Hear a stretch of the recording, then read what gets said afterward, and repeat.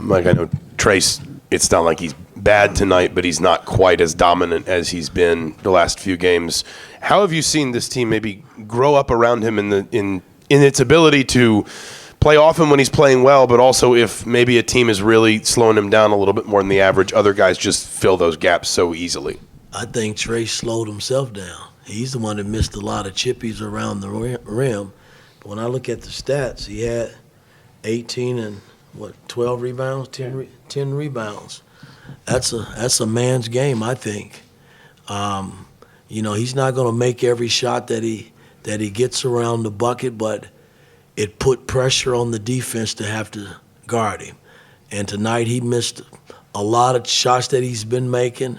Had he made them, he probably had a 30-plus point night tonight. So I'm very pleased, looking at the stat sheet and seeing where he finished. And at the end of the day, we ended up winning the game, and that's what counts.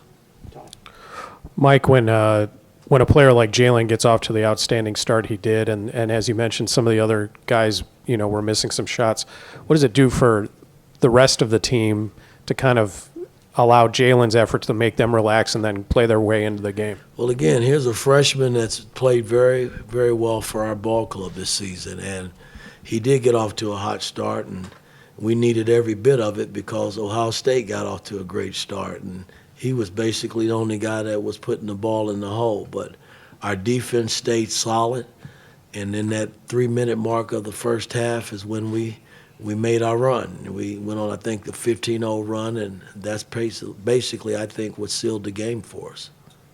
Wilson. Mike, Caleb Banks got some playing time tonight. Just how would you evaluate his performance, and where have you seen him develop as a freshman this year? Well, again, he's been patient with me. He's been very in tune to what we're doing in practice, in shoot-around, walkthroughs, and I thought it was time to give him an opportunity, and I thought he came out and played well for us. He shined tonight, and it's kind of nice to see. Sometimes when players hadn't played, they can easily go the other way, and he didn't. His stat line was pretty good for the 12 minutes that he played. Hey, Coach, just wanted to get your thoughts on Jalen Hood-Schifino. He's sick, but he still goes out 6 for 9 from 3, 24 points as a freshman, a Big Ten game. Your thoughts on how he played? Hey, you got to play when you're sick. I told him to get, right before the game, I said, hey, I've had some of my best games when I've been sick. So, hell, I can't feel sorry for you. You gotta strap him up and go play. We need you. And he performed. I thought he came out and played his butt off. Mike, freshmen are going to have some quiet games, and Jalen, the last two, just had 8 total points, 3 for 17 shooting. How was he mentally, though, through all of that? And does he talk a lot to you, others, or how does all that go when he has a couple quiet nights? Because certainly exploded tonight. Again, I haven't had a whole lot of conversation with Jalen when it comes to, the bad performance. I don't call them bad performance because you're still winning, and he's doing other things besides scoring. He just hadn't put the ball in the hole the last couple of games. But, you just try to pat him on the butt and tell him that, hey, you're doing other good things for us. You're getting the ball up the floor. You're getting the ball in where it needs to go from an offensive standpoint, and defensively you're battling. He's gotten some rebounds, based on his position that helps us. So I can't complain, anything he's done. When he messes up on the court, I'll let him know. Coach, sticking on Jalen, what's maybe one of your favorite personality traits about him as a player, as a person that might influence his play on the floor that you've seen so He far? just listens, man. A lot, even when I challenge him, he listens. And he doesn't bark back. Again, at the end of the day, it's just coaching as far as I'm concerned. When I'm trying to get my point across, maybe I see something that you don't see. And at the end of the day, I'm trying to help him help us. So he's been great in that regard. The guy, he's professional about his approach. When he steps on the floor, he's serious about it. And that's why the carryover when he plays in real games is like he plays. He plays pretty damn good basketball for us. Tighter than Jim. Coach, you guys shot 50% from 3 tonight. More broadly speaking, you guys have drastically improved three-point shooting from last season. I guess, is there anything in your eyes that you see as a reason that you guys have really been able to make more shots from deep this season than last? Work, putting in the time. And that started this summer.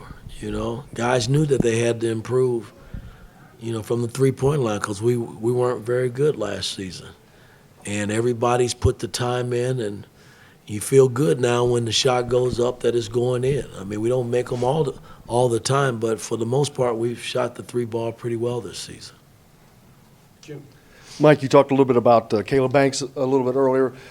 His play in the first half, after not having played a lot, but he had 4 points, 5 rebounds, was just in there and was active. His hands was all over the place, trying to get rebounds. And then second half minutes. How impressive is it for you to see a guy who hasn't gotten to play much, but he gets his shot and makes the most of his minutes, as you like to say? Well, it means a lot because that lets me know that coaching has helped him. My staff has done a tremendous job in terms of trying to bring these young guys along. And, everybody's not going to be like Jalen Safino and Malik Renew. And, it's been a slow process with him. But tonight I thought he responded. I felt good about putting him in the game. I don't know if my staff did, but I called the shots when it comes to that. And I played him, and he responded. And I'm going to go in there and pat him on the butt again because I thought he played his butt off. Mike and then Todd will have the last question. Coach, you mentioned the 15-0 run to in the first half. That was 5 minutes. You held them scoreless to close out the first half. Was it defense that was the key to that run? Or that had a lot to do with it. We got stops. I came in out of the timeout. I'm like, guys, we just sitting here trading buckets, and we can't trade the rest of the game. Somebody's got to make a stand. And we came out of that timeout. I talked about getting 3 or 4 stops, and we got a lot of stops and was able to get out and make plays in the open court offensively to get the cushion that we needed going in at halftime. Mike, with the defensive attention that Trace gets, what kind of breakthrough do you think it was for Malik tonight to kind of grasp the idea that the offensive glass is where a lot of his points are going to come from? Well, again, I think Malik, once he figures out, and we got to work with him some more in terms of his low post moves and stuff, because he's got great footwork and he's got a nice touch around the rim. I thought tonight he was kind of burying himself too low. He wasn't taking the guy high enough, and then when he would turn into a shot, he had nowhere to go. And that's something that's fixable. But, he did have a lot of cleanup stuff, where Trace missed some monies and he was able to tap them back in.